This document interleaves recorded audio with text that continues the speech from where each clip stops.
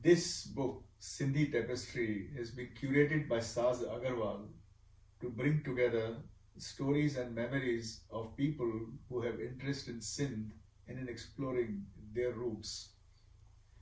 I am here in the UK with my grandchildren, Shrey, 14 years old, and Krish, 12 years old.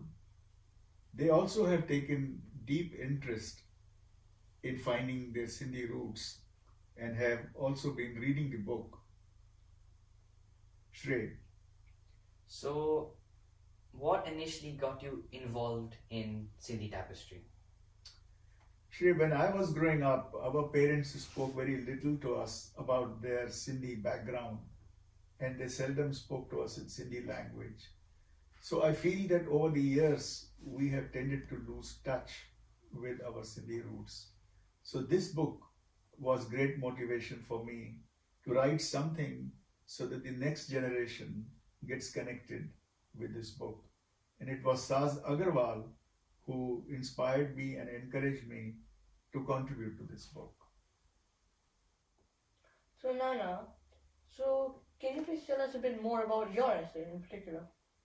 Thank you. My essay is called Walking the Fog, and it is trying to look back at our origins and the partition and the life that my parents had, which they spoke little about.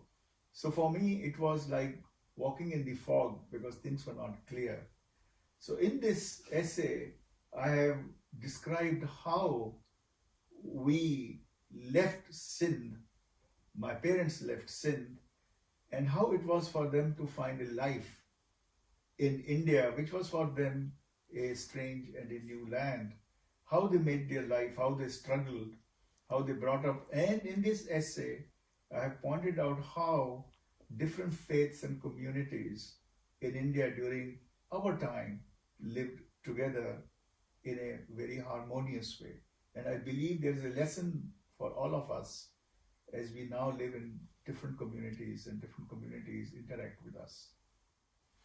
So over a period of time, I have found that our grandchildren have taken deeper interest in our heritage than many of us did. In fact, both Shrey and Krish now know 12 generations, names of 12 generations of Bijlanis going right back to the origin of by Raja Bijaldas.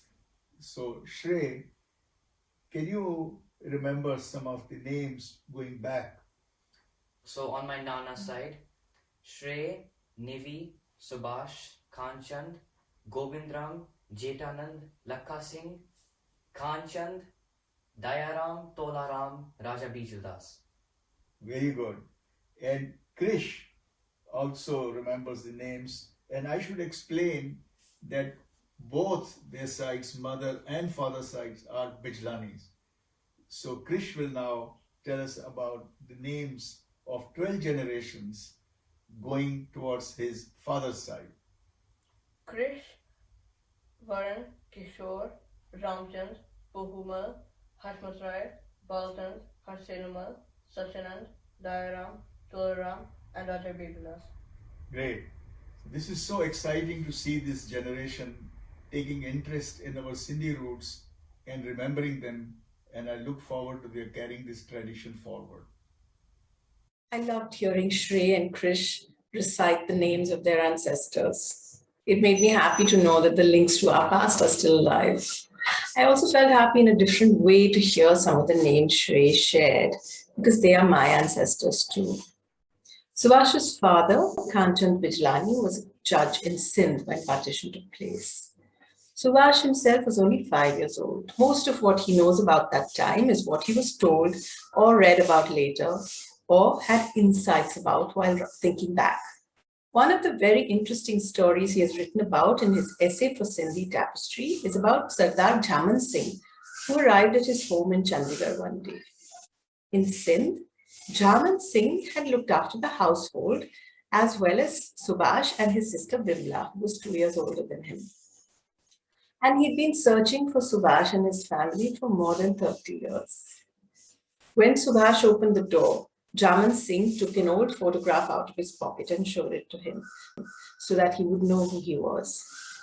He told Subhash that he'd started working with his family when Kanu was posted in Thatta from a nearby village where the population was mostly Sindhi Sikh. According to Jaman Singh, there were many such villages in Sindh.